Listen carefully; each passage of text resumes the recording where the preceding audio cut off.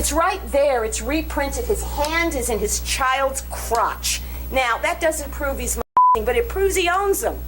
He can put his hands anywhere. And the family's all around. This is when Eric has this thing on his face that nobody can remember.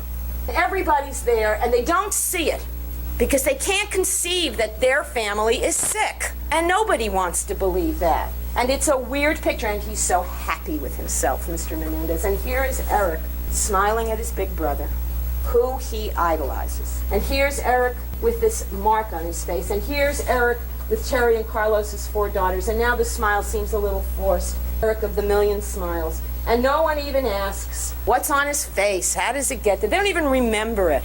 And why should they remember it? If you remember the testimony of Faith Goldsmith, these kids were hurt all the time, and hardly a surprise since their mother will not protect them.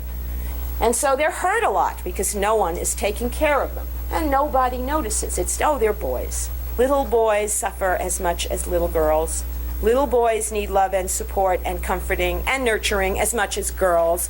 And when little boys are separated, it is just as horrific, if not more so, than girls. Would you feel any differently about what happened to my client if my client's name was Erika Menéndez? Would it make any difference to you if he was a girl who was sadistically by her father?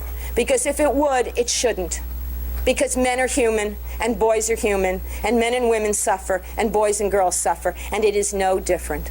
And the only difference is something that every single one of you, all of you, including the alternate jurors, understood and acknowledged in the juror questionnaire.